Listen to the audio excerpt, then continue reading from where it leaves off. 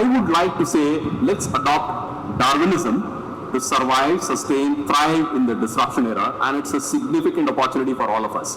And we have put together the government, industry, institutions, the startup ecosystem, and the skilling companies together on one single platform so that we could create an agenda for future so that India becomes a destination and an AI capital for the world, right? Thank you very much, and that is something that I had to share. And I would quickly move on to the panel discussion. And before I talk about the panel discussion, I would like to introduce the panel speakers.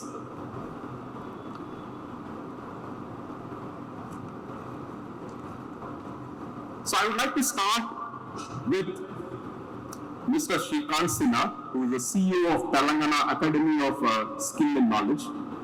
With distinguished careers spanning about 3 decades, Mr. Sinha is a dedicated leader known for his commitment to various impactful causes. His visionary leadership extends into tech for good, in terms of sphere where he actively works to bridge the digital divide and promote grassroots innovation. In his role as a CEO at the task, he not only showcases his professional achievements but also exemplifies profound belief in the transformative potential of technology and collaboration and an inclusive development. His leadership serves as a testament to his dedication to driving change and making a meaningful difference to the society and the community. Please join me in welcoming Mr. Shrikant Sinha and join us. Please join us on stage, sir.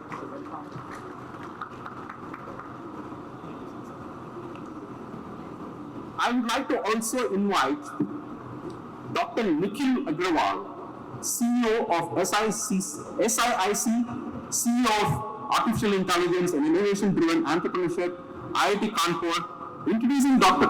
Agrawal, he is India's foremost startup innovation and policy expert.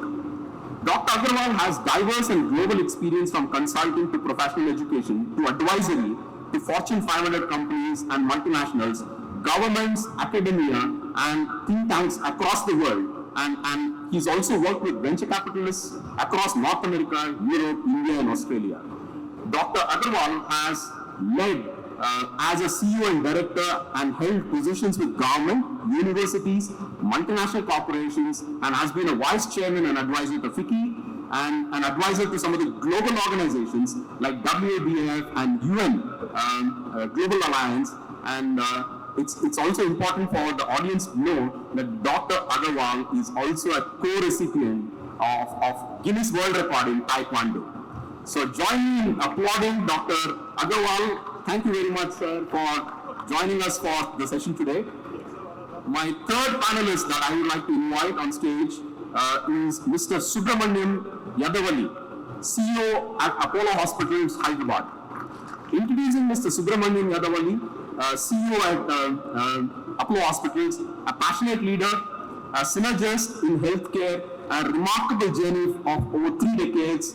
His best CEO of the year, India in 2018, is a testimony to his proven track record of being a successful leader, and his education and exposure at leading Indian and international universities has helped him pioneer inspiring innovations and strategic initiatives at Apollo. His journey embodies leadership, innovation, and unwavering commitment to a healthier world. He is also a trusted board member of myvoice. So join me in applauding Mr. Subramaniam Yadavalli, CEO of Apollo Hospitals, Hyderabad. Now, my fourth panelist is Mr. Satyendra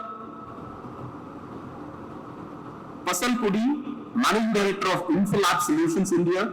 Introducing Mr. Pasalpudi, a visionary technologist with over 2 decades of experience working across the globe and has been a catalyst of change and transformation.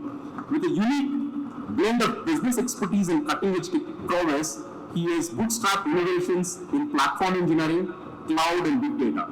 He was the director, platform engineering services at Oracle, and also the past president of All India Oracle Users Group before starting his venture Infolab. His career journey embodies technology leadership, experiences from large multinational corporations and renowned Indian companies as well. He's been a speaker, a thought leader, and an influencer, having led AIOG for over 2 decades in terms of the user group for Oracle. And please join me in applauding Mr. Subramanian, who joins us on stage as the 4th panelist. My next panelist I'm going to introduce is Mr. Vishal Mani, MD of Minetcheck and India. Ladies and gentlemen, meet Mr. Vishal Mani, a luminary in building lifecycle solutions and AEC software, currently serving as the managing director of Minetcheck India. With over 2 decades of experience, he's been a driving force in delivering global expertise solutions and enterprise solutions, establishing offshore software delivery centers in India. Beyond the boardroom, Mr. Mani is an avid speaker, a thought leader, a captivating, and he's specialized in captivating audience at major conferences worldwide, and his experience in IT-enabled business processes and SAP systems is something which is going to definitely add immense value here. So please join me in applauding Mr. Vishal Mani, who is our next panelist. I would like to invite Mr. Shanti Kumar Chilmala, Director, Workforce Planning and Management, EPAM Systems, a seasoned professional with a remarkable career spanning about 25 years. With an impressive background, Mr. Shanti Kumar boasts about 21 plus years of valuable IT experience, a staggering 35 years of rich cultural and arts exposure. His outstanding contributions have not gone unnoticed, as he is a proud recipient of numerous awards at state and national and international levels. Mr. Shanti Kumar's diverse expertise and accolades make him a standout figure at both corporate as well as cultural spheres. Join me in applauding Mr. Shanti Kumar, who joins us on stage as well.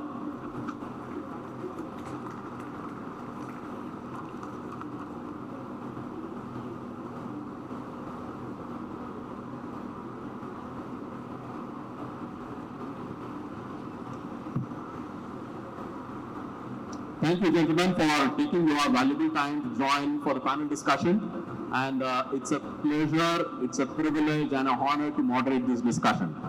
So I would like to start with a set of questions, and I would ask a set of panelists and invite them for their thoughts, their insights, and what their perspectives are about AI and automation. And the topic that we're talking about is disruption to innovation and how AI and automation is impacting talent management. And that's the topic of the discussion. So I would like to start with my first question.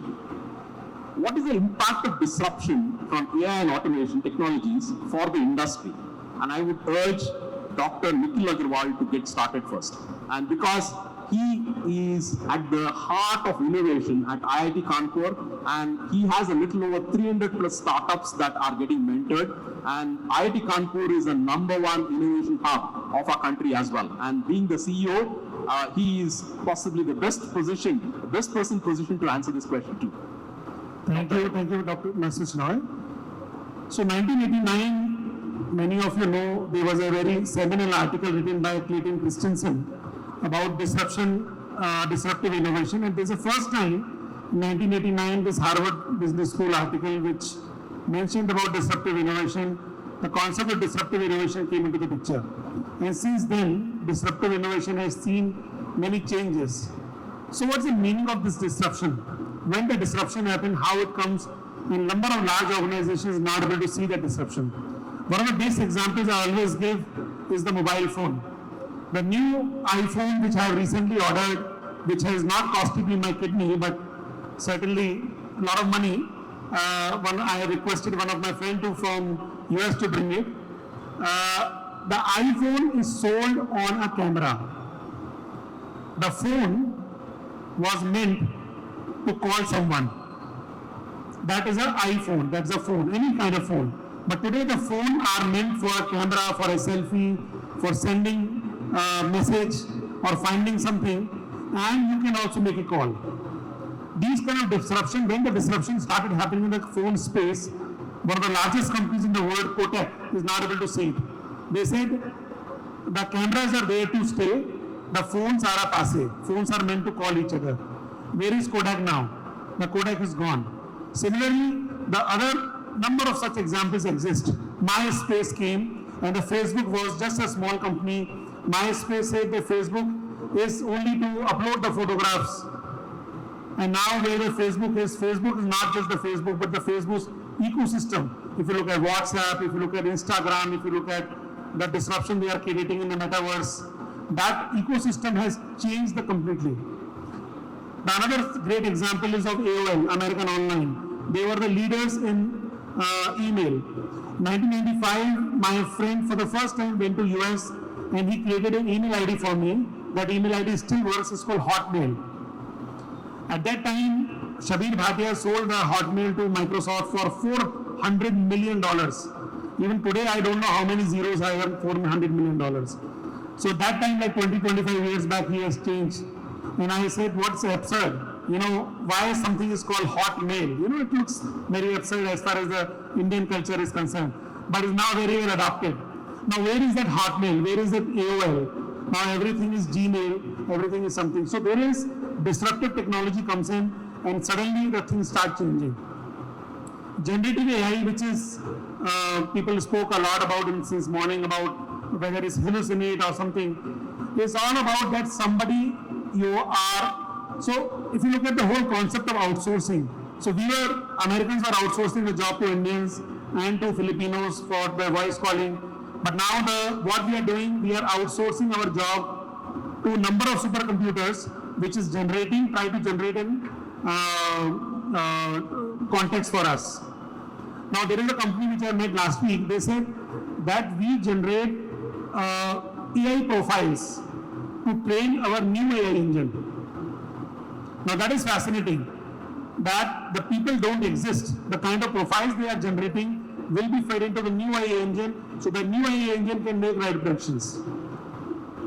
Now a lot of people, in fact, morning, including Jay Garu and the MSR, both spoke about that the jobs will be lost because of AI. With all due respect, sir, I would like to differ a little bit. When the phone came, they said that there will be no calling jobs. Like you remember the PCOs, good old PCOs? ISD PCO, what has happened? Those jobs are lost, but new jobs are created. Now that's where the task of the skilling centers, education institution comes in. You need to reskill. If you don't reskill, then you will be lost. India has a $500 million people who are ready to be skilled. And we can become a talent superhouse for the world. So something which we have lost number of times. India has a bad habit of losing in technology that we lost out when the whole tech boom was happening. We are a service provider, we know, but we are not a product provider. Today the AI boom is happening. In the future, metaverse boom will happen. Can we become the leader in AI? Can we start driving the force from India? That's the question we need to ask. And so I'll stop here. I really like the way people are talking about startups. India has 150,000 startups, but can we add one more zero to the startup ecosystem? Can we become 15 lakh startups? It's not about the incremental innovation. We have to do disruptive innovation, and I strongly recommend reading a Clayton Christensen book about the disruptive innovation. Thank you very much. Thank you, sir. So my second question is about what were the challenges and the impact of transformational change moving from a traditional systems to an AI and automation? I would request Mr. Subramaniam, because healthcare is one of the core sectors and it is also in the forefront of adopting AI and automation in a very big way as well. So being one of the biggest brands in healthcare, I would like to understand from Mr. Subramaniam in terms of what are some of the initiatives and how did you make this kind of a switch from a traditional set of systems to AI and automation? Thank you, Mr. Ganesh. Thanks for introducing me to this panel. And also I thank the organizers, ITTL, for inviting us for this panel discussion, beautiful panel discussion. First of all, I'm actually very, very conscious, I'm in front of very young crowd, and besides me there is a karate champion, world karate champion. So that's something very, very, very interesting for me. Healthcare, when I was actually talking to Mr. Srinivas Rao, the CEO of T-Hub, he was showing me one article saying that whether AI replaces CEOs. So that's what he showed me before I got onto this thing. So luckily so far they have not replaced me. I hope I will continue for some more years. The question you have asked it, Mr. Ganesh, is from a traditional to what we are going in. I will talk to you only about the medical industry. AI has definitely helped a lot because the healthcare professionals are very, very less. We have that gap between the number of beds we require versus number of people available to treat them. So AI plays a very, very vital role in this particular thing. It won't replace anybody. In fact, it has given lot of opportunity to reskill our people to get into newer things. But this particular disruption has definitely helped a lot in predictive analysis. We are now able to tell that, in next 10 years, if somebody is likely to get a risk score, likely to get a heart attack, and what are those preventive things he should be able to take. Is there a possibility of a small cell which we miss in a mammogram, which can potentially become a breast cancer later? The AI will be able to tell us, these are the things, which we need to look at this. Machine learning can help us in that. There are a lot of areas which has helped us in remote monitoring of patients, treating patients remotely through this particular tool. So it's a great journey, but healthcare is such, we need to coexist both. So I don't think the disruption will replace people, but I think it will give a lot of opportunities for us to go further.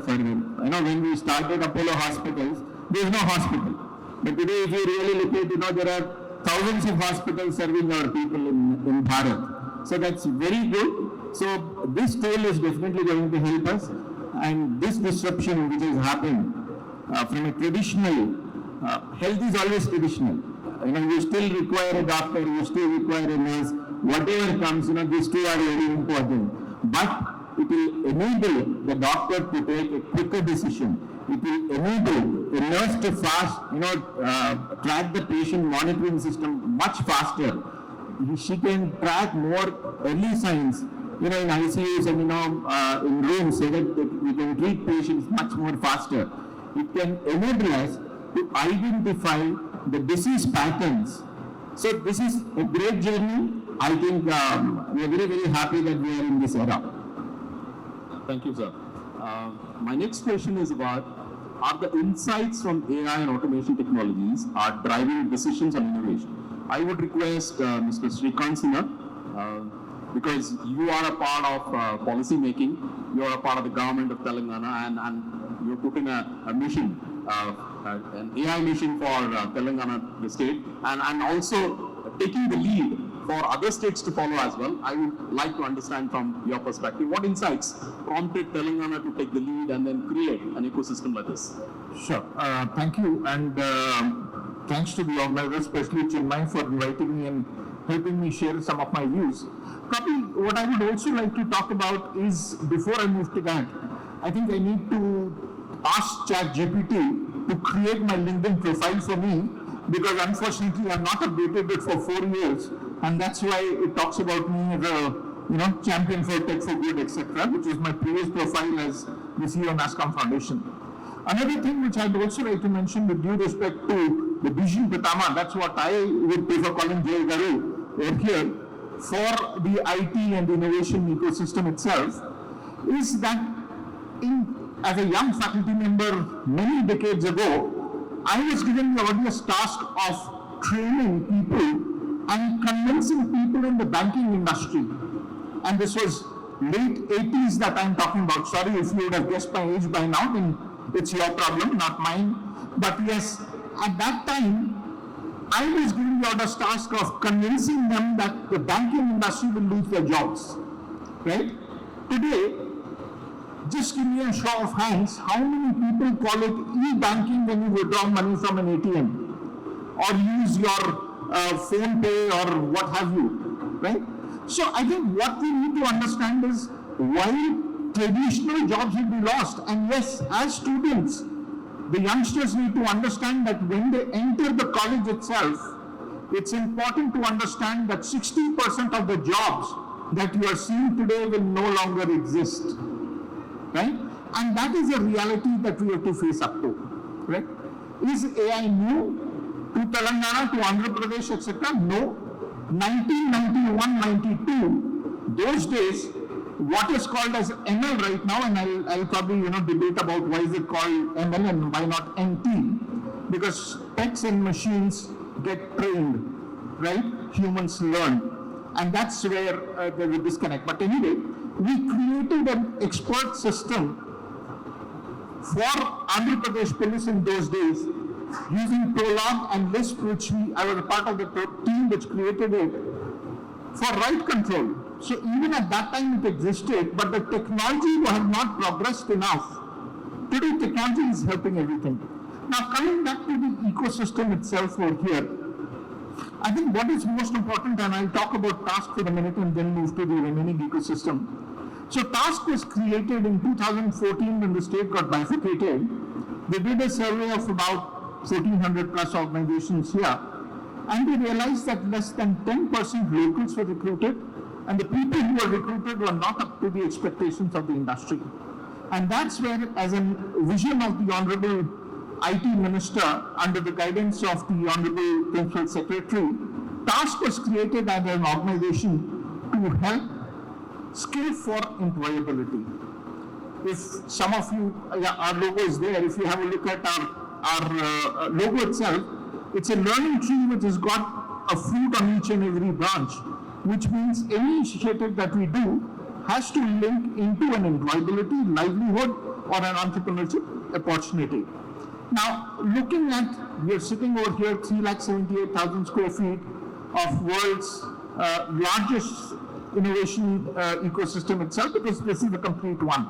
Apart from that, we have VHub, which is over here in T-Hub. If you have an MVP, they'll help you scale up, right? And they've got a 6M2P model, etc., which NSR can talk much better than me. VHub is a woman-led entrepreneur incubation system, where even if you don't have an MVP but you have an idea, they will help you scale up. Then there is Research and Innovation Circle of Hyderabad, which is essentially, if you look at it, there are more than 50 odd institutions of national importance and international eminence, like DRDO, we have all the labs over here, we have CCMB, we have the RBI's institution over here. So how do you bring in that research that is happening over there into the startup ecosystem and the industry? So Research and Innovation Circle of Hyderabad. The fourth organization is running a program called Intenta Innovator, which is an innovator in each and every house. So they go in and identify rural innovations, etc., and look at that. The fifth organization is what you see over there, called T-Works, which is the largest prototyping center, 78,000 square feet of pure prototyping space, where you can walk in with an idea and come out with a prototype. And in fact, we are extremely proud to say that the first private rocket that was launched was incubated here at T-Hub itself. And the best part was the prototype for the rocket was created at T-Works, right? The first prototype. So that's there. And then, of course, we come into the picture where we are more of creating an entrepreneur mindset. Where I think if you talk to a techie today, what they do is they use an Arduino board or a Raspberry Pi, put in a couple of IoT devices or sensors. If there is something which is to be moving, then they have smart motors, a couple of 3D parts, solution is ready. Now let me go and start looking at problems. So it's cart before the horse kind of a thing. So we look at social innovation and rural entrepreneurship, and we link it to the SDGs. So we run a program which is called as I4TS, which is purely linked with how, and it runs with a punchline which is Samajika Avishkarnalu, Sarlamaina Jivitanki, social innovation for simplifying lives. So that's where it is. TM, of course, whenever we come up with any kind of a policy, there has to be a framework to implement that policy. This policy should not be 600 pages, but a readable document and an enforceable document. So TM has been created with that purpose, right? And all this entire ecosystem is driving the innovation in the state, and that's what we call as the Telangana model. Wow. Thanks. So thank you very much for that clarity of the ecosystem. My next question is about how easy or tough it is for organizations and a decision to move and adopt AI and automation. How tough or easy is it a decision for organizations to adopt AI and automation? And I would request Dr. Nikhil Agarwal to again talk about it, because and I'm sure that the large percentage of startups which are innovating and trying to do disruptive innovation are using AI and automation in a very big way as well. So I would request you to just throw some light around this in terms of how easy or tough in terms of a decision. See, AI is important, there is no doubt about it, but you should not just jump onto the AI because everybody else is using about it. India में there is, I come from a state of Uttar Pradesh, तो थोड़ा हिंदी में बोलूँगा कि India में भेड़ चाल की आदत बहुत है. In fact, last week I went to Kashmir and I saw the hordes of bhed walking through. And I actually get out of a car and saw it कि भेड़ चाल का मतलब क्या होता है. वो मैं आपको एक्सप्लेन करता हूँ. It will be very useful for you to understand the technology jargon of why people follow each other. भेड़ चाल में जब एक भेड़ दूसरी भेड़ के पीछे चलती है, they don't, because there are so many of them, they are not able to see what is going on. So they actually follow the other one from the back, and they उसका मुंह कहीं से ऐसे निकला होता है छोटा सा, and they just follow. Now to do this disruption, you can just put the front ones to go somewhere else, and you will see another 500 of the bhed, they will go somewhere else. Now this is exactly happening probably in the AI space also. People are announcing AI companies, people are announcing AI solutions, people are announcing AI products without even knowing whether there is a market, there is a customer adoption, there is a talent available, or whether there is actually need for it.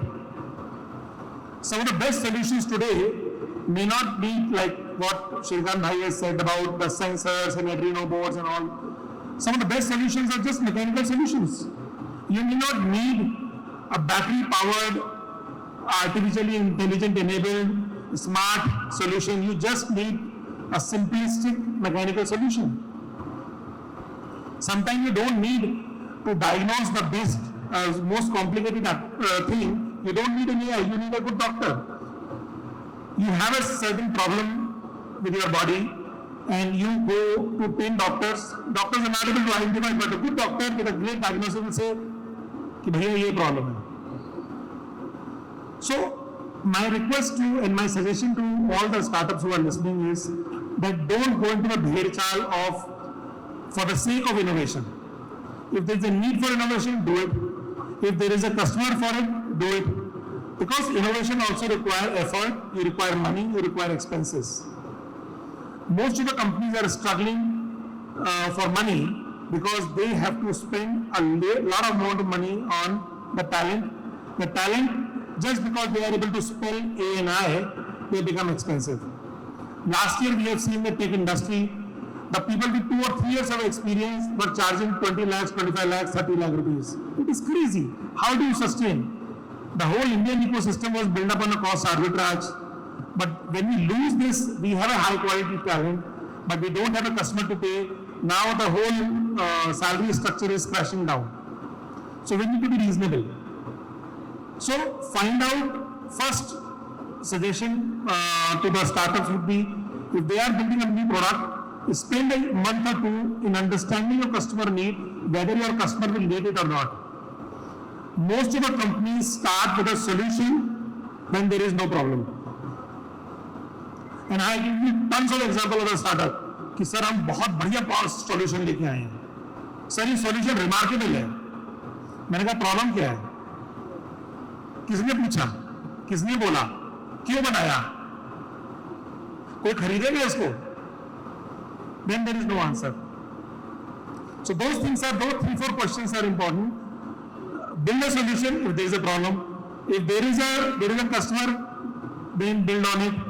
Don't just for the sake of doing it, and don't kindly follow the bhed chal of everybody has to do an AI. There will be hundreds and thousands of companies which will not do AI and which will be extraordinarily successful.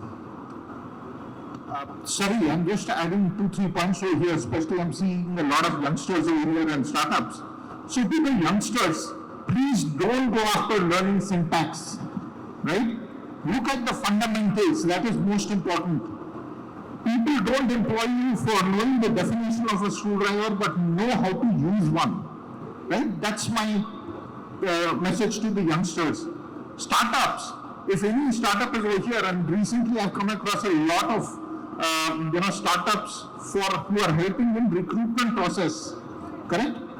And some of the startups come up to us and say that, we have created this fantastic AI-based model using generative AI, conversational AI, etc., where people can write excellent resumes. They have the best resumes. And then I went to some HR heads and I asked them, would you like to go through a resume and call the guy for an interview? I mean, once he comes up over there, you realize that, it was ChatGPT who you need to employ and not that employee, right? So please ensure, as my friend Nikhil over here said, that what is the market? Are people actually looking for this solution? And of course, what Dr. Srinivas said, I think what we need to look at is when you're creating anything in AI, right? Look at 2 aspects. One is how will it reduce the time, correct? Or here, a doctor would spend hours together to analyze those things. AI models actually do it, right? Second thing is, can it bring down the cost substantially? Because there is a huge digital divide. How you can bridge that? How you can create models using large learning models, etc. What have you? Try to create models which are able to help. And as our Honorable Chief Minister always says, any technology is not a good technology unless and until it benefits the last person in your district itself. Thank you. So my next question, last couple of questions, and after that we'll get into the concluding one as such. How has AI influenced reshaping of talent management? Now, being the head of talent management, Mr. Shantikumar, I would request you to throw some light on how AI and automation technologies have influenced talent management. Right. Thank you. First of all, thanks for inviting me to this panel, and I thank you as well as Chinmay. Before I answer your question, I would like to share something. We have been talking all about how it is influencing the industry, workforce, etc., right? But more than that, AI and automation is influencing human lives a lot. Recently, when I was invited to a guest lecture for an engineering college, I was talking about the AI and automation. At the end of my lecture, one of the professors asked me a question. Because of this automation and AI, human relations are getting impacted severely.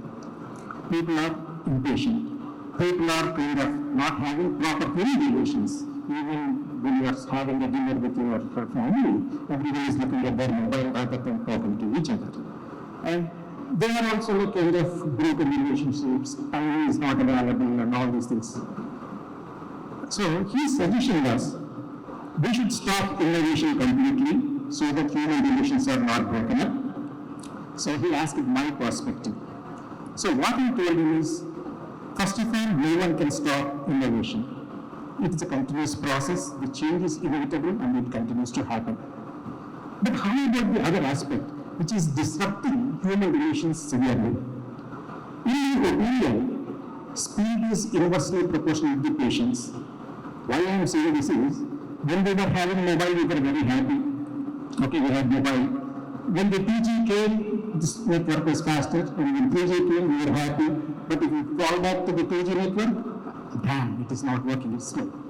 So we are becoming impatient. So as speed is increasing, we are becoming more and more impatient. If you ask your child to go and get groceries from just next street, probably he might take two-wheeler to go there. And he might be saying that, why are you taking two-wheeler? Why can't you go walk and get it? See, nowadays we used to talk miles and miles, now you are kind of not having enough patience. But what we will say is, with the speed, there are tremendous benefits. As everyone is saying, speed is like improving efficiency, accuracy, both, right? By going on a two-wheeler to a grocery store, he is saving a lot of time.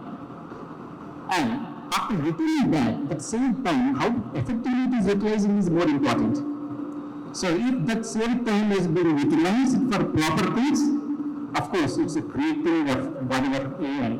So in olden days, people used to travel on bullock carts to the Kashi and all these people, right? It used to take months. And with this speed, now you have trains, super fast even flights and everything. You can go to Kashi and come back in days. You are saving months of time. And even when I was a student, I used to go to the library and spend hours and hours. Today, it is in your palm. You can search everything on mobile. So we are saving tremendous amount of time with this innovation, which is a positive side. But how effectively we are utilizing the saved time is a big question mark, which has a kind of disruptive effect of having lack of patience. So what I would say is like inculcate patience. Knowing this root cause, suppose if your child asks something to buy, they will buy it right away. Let him wait some time. So the levels of patience need to go up. Coming to your question, which is relevant to talent management, of course, AI has a lot of disruptions, as everyone is saying that it has positives, negatives, but this will change. Suppose when we are talent management, it has two components, acquisition and existing talent management. When it comes to acquisition, as someone said, you can filter out the resumes much quickly and much efficiently, and then what happens? People are very smart, right? Human beings are much smarter than trust me. So what they will do, they will design the resume so that it is caught by the people. I mean, that's obvious, right? When you are going to use visa interview, everyone decides very different. They will ask consent questions. Why? Because they have certain recommended guidelines, and people will fill up those forms exactly what is required, and it is very difficult for someone to figure out, for even for AI, whether it's genuine or not. When we are acquiring talent, when we ask to write a coding challenge question, today people are copying it from ChatGPT and answering the question. Whether the person really has enough intelligence or is simply copied. How do you shortlist? So these are all the practical challenges which we are creating today. Of course, these will be resolved down the road with much more innovation again, and probably verified out. Today, to offset all these things, human interviews are inevitable.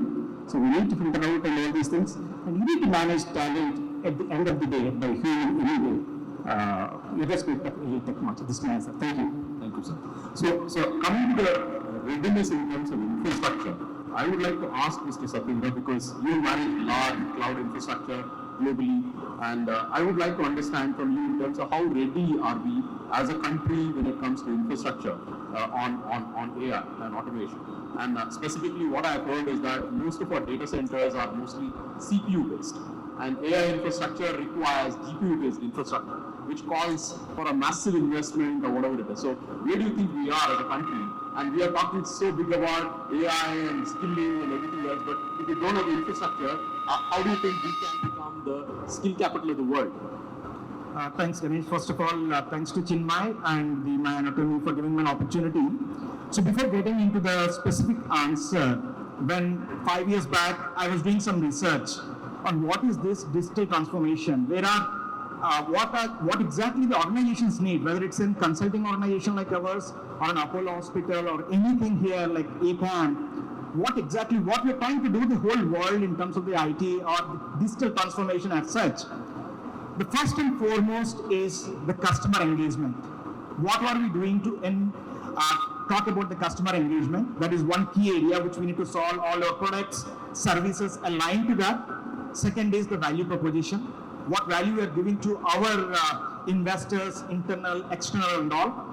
Third is innovation, which is continuous process. It is not that today you're talking about AI, earlier we were talking about cloud, earlier we were talking about our data centers and all those things. Innovation is continuous for any organization, irrespective of whatever we are. Fourth is competition. If you are not looking at the competition and they are moving forward, you will not be in the race. Whether they are adopting AI, we have to adopt and see how we are all these key domains. And the fifth and foremost is the data. Data is very, very important because we are talking about generative AI and ChatGPT. If the large language models without the data, the answers you will not get it. And all these five key domains, innovation, data, and all those things, cloud is the fundamental thing when you talk about the cloud. And to answer your question, the beauty is we need the large language models because ChatGPT is specific with the old data. We need all of us here to create our own specific requirements, whether it's a healthcare, manufacturing, or the EPAM kind of development aspects and all. So for that, definitely I was listening to the Gartner's seminar, and they were saying that in the Gartner's hype cycle, generative AI in the last 1 decade, this is most promising, and that is going to stay for long. But to answer your question on that, how this infrastructure comes into picture, like Mr. J. Chaudhary Garu, he was with NVIDIA long back, and last year, NVIDIA was thought about this particular requirement of GPUs. They have started heavily on the GPUs, and I am a partner of Oracle, an ex-Oracle guy, so Oracle immediately picked it up. 1 year back, I see him, the CEO of NVIDIA on the stage and saying that we are partnering with the cloud provider, where the data movement between the GPUs is important, and the combination of it, and that's where, to your answer, whether it's AWS, Google, Microsoft, and Oracle, that is the solution for us to do those innovations, and companies like ours, will enable those things to get there. But fundamentally, the last thing I wanted to say, because of the running of the time, I was doing a lot of research. A person from Hyderabad Public School can rule Microsoft. He's not an IITian. He's just Satya Nadella. I was listening to his books, reading, and what exactly? The first thing he said, Satya Nadella's wife gave the book called Mindset by Carol Dweck. And he was saying that, end of the day, it is the know-it-all versus learn-it-all culture. That culture should be in everybody. It's a continuous learning. And especially in a field of his, continuous learning is what we normally wanted, whether it is today generative AI, databases, or whatever it is, tomorrow something else. But continuous learning is a fundamental, and innovation is another thing. Hope that answers your question. Right, thank you. Mr. Vishal, you come from the IT background, having worked for SAP, and then you switch to the construction and the building management kind of industry. So what do you think AI and automation has done to your industry? Well, I mean, thanks for asking that question, Ganesh. A very particular question about my industry. So when we talk about AI, and as the AI has evolved, the latest concepts of generative AI, which is capable of generating new content based on the previous historical data. Now, it is impacting the industry considerably because what we have seen is that real estate industry, the technology infusion in this industry is kind of lagging behind compared to other industries.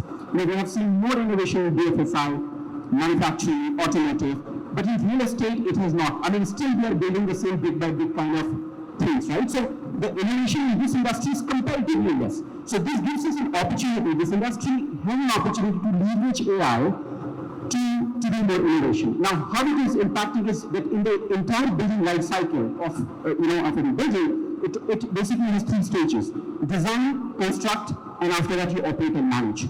And we're seeing that AI concepts are helping in almost all the 3 phases. When we talk about designs, it's a typical architect job to create 2D models, 3D models, right? Now today, there are tools available where if you define certain parameters, you give textual parameters, what kind of environment, what kind of soil, what kind of area information, building material, it can actually give you certain layouts. I'm just giving you certain use cases. So developing designs, quicker designs, rendering of images, rendering of interiors, these are the things which you can actually think at the design stage itself. When you get to the construction stage, again it is helping in risk mitigation. quicker planning, based on the historical data that, what could be the bottlenecks, it can give you better plans to construct buildings. Then if you move to the operate and manage segment, once a building is ready, for example, things like this, there is so much impact or rather, desire by the industry on well-being inside the building, because as most of us spend so much time in these buildings compared to outside, right? So, air quality, space optimization, CO2 levels, all these things. So there are teams which are helping the real estate managers to take better decisions, right? I mean, if, for example, if the temperature in the building is going beyond a certain limit, how does the automation triggers to control the chillers of the building to kind of control it? So in that way, I mean, this is something which is impacting my industry, very pertinent to your question. And I think this generative AI concepts, which I said, which is new content from either it is text, images, videos, music. I think it has capability to impact almost any industry. The only thing is that I think, as some of my panelists said, that you really need to know what you want to get out of it. I think that's where the prompt engineering comes up. And if you know your stuff, what you want to create, I think it's a great concept and can definitely bring a lot of efficiencies, and the time that you save can be utilized in moving you up in the higher value chain. That would be it. Thanks, Vishal. So I would ask the last question to the panel, and this is directed at all the panel members as well. So I would ask you if there is a single incisive and an inclusive agenda for the industry, institutions, the startup ecosystems, and the skilling companies to keep pace in the race against AI and automation, what would that single agenda be? So I would like to start with Mr. Subramanian first, and then same sequence, we will ask all the other panelists too. I think I'll give only single answer for this. So my advice to all the startup companies, any company, is do something which will impact your society around you. When your society improves, you will automatically improve. So don't look at, to innovate something, which will be only with your system. As long as it impacts your society around you, if the society grows, you will automatically grow. So whatever AI, whichever you do, I think that is a big mantra which I want to tell. Okay. So now, Dr. Nikhil Agarwal. So kindly give me 60 seconds just flat. Sure. So the single most agenda that we have to ask today is, are we ready? I'll give you a very short story given the current context of what's happening between Israel and Gaza. I think 5-6 years back, myself and Jay Chaudhary Garu, we both went to Israel. Sir, you remember we went to Israel together, and with the invitation of World Bank, we were the only 2 Indians in the entire group of World Bank. We were nominated and we went there. And we spent almost 6-7 days in Israel looking at the outstanding infrastructure that was created, like their cybersecurity infrastructure in this. When we came back, we told then Chief Minister Chandrababu Naidu Garu, sir, if we don't do this, we will not be ready. Now today, what's happening in Israel and between Gaza, the question that I'm asking is, are we ready enough? It's not just are we ready enough? In a technology space, you cannot be ever ready enough. You need to constant go ahead. You need to constant look for technology changes, innovation which is coming in. And I think that's a mantra, if you have to take it out today, that you have to keep on asking. Every Monday morning you need to ask this question, कि क्या हम तैयार हैं? Are we ready enough? Thank you. Mr. Sinha. Thanks. So if you look at the decade, and that's what we are calling this entire thing for India, I think one thing that we need to realize is, in terms of skills, I think adaptability, agility, learnability, that is the most important thing. So that's there. Second thing is we need to realize that we are already heading towards IR 5.0, which is human interventions also coming into picture. So while telecom, 5G, 6G, etc. are there as the base, a platform, AI also is now a similar kind of a platform which is here to stay. It has been there. And I would like to end by saying only one thing. I was having a discussion with Sophie, the first humanoid, and I was talking to David, who is the creator of Sophie, and I said, if Sir Alan Turing and Sophie were supposed to have a conversation, what would it be about? and David, without blinking an eyelid, said endless possibilities, right? And that is what AI is able to bring, and we need to realize that how to use it, what are the use cases, etc., need to be thought about. But yes, we should also remember the age-old thing that Jay Garu and we all who were old-age programmers, garbage in, garbage out, gold in, gold out, the GIGO principle. So please ensure that your data sets, etc., that you prepare, and we should not only look at AI only for the top end. There are a whole lot of data annotation jobs available, which are there available for the districts. So let's look at each and every aspect of AI and see how we can leverage on it and create an opportunity for the youth to benefit out of it. Thank you. Thank you, sir. From my side, anyhow, I told the majority of it, but again, one thing I have realized working in multiple organizations and all those things is, even the enterprises or the customers, whoever, they always look for do more with less. That is not going to change whether it's an AI or whatever it is. So we have to learn how we solve the customer problems or the industry problems with less, and that's where the automation kicks in, AI kicks in and all. But one request here is we have the academia as well as the industry, the organizations to have to adopt few institutions. We go and run across the recruitment process with multiple things and all. So what we did differently is, because J.H. Agarwal was talking about the cost, which is increasing, which is a problem. Even Shanti Kumar Garu and me were discussing, are you getting the site resource with a costly resource and how we are going to solve it? Then I said, first thing is, we have to invest on the right talent and train them at the things, at the lower talent, club with the senior talent, so that we are making a pyramid structure that is going to solve the problem. And what we did is, we went to AKNU, which is Aditya Vinaya University in Rajahmundry. We have an incubation center there, and said, these students, nobody goes there, why don't we go and put them on second, third year, identify the talent, train our things to them so that they'll be ready. So that's where the models we need to think through, making our society better. Well, I think a lot of panelists have spoken about the talent, the academia, and the industry. So I'll give a kind of slightly different perspective. I'll give my request and my expectation would be more from the government side now. Okay, we all understand the value which AI brings, but I think it has its own challenges, it has its own risks, and I think where we are heading to, it needs some sort of a regulatory mechanism. I think what will happen is that today the AI has the power to generate language, which in turn has the power to influence us, right? I mean, you have your politicians bringing their speeches, you have your legal advisors bringing their case studies coming out of AI models. So the AI biases can influence some of these things which can impact us in the long term. In fact, some of the use cases which you heard even about, let's say HR, the resume shortlisting. Just imagine if the AI model start giving you the resumes of a particular kind for a specific job. I mean, there were some surveys, for example, I'm not taking Indian example, but it's a US example.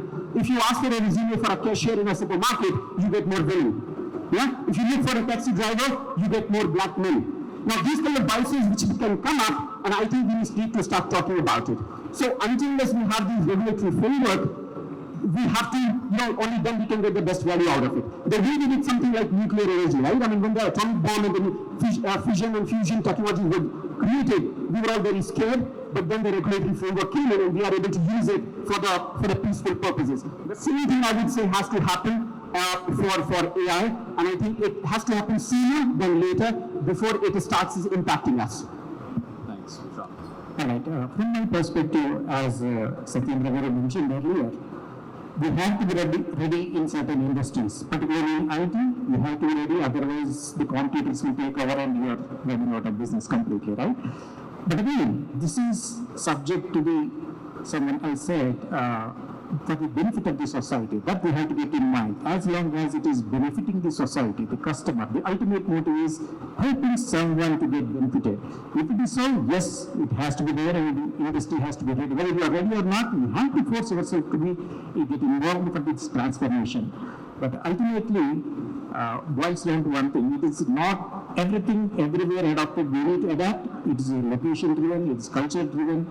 And several factors do influence this transformational change, and we need to consider all these aspects and make a right decision. Thank you. So thank you very much for all the agenda points. So let me just summarize by saying, so we start with the society, so the impact of the society, and what is it that we can do to the society to improve. Everything is what we started with, and then we said, are we ready on a continuous basis or not? So it's a journey, and we can't say like, yeah, we are ready, and that's something that we need to look at. Learnability, adaptability, agility are the key for us to like move ahead in this particular kind of an era. And infrastructure is the key. Specifically, if we don't have the infrastructure, it's a problem for a country like ours to become a leader in this space. And then Vishal pointed out by saying regulation, and regulation now, not later, right? When it disrupts in a large way, bringing in regulation, it's a little too late for the government. And finally, Mr. Shantikumar talking again about the society and how is it that we can impact and do a continuous learning specifically so that we are able to like build a community of AI and become a market leader globally. So thank you very much for your valuable time.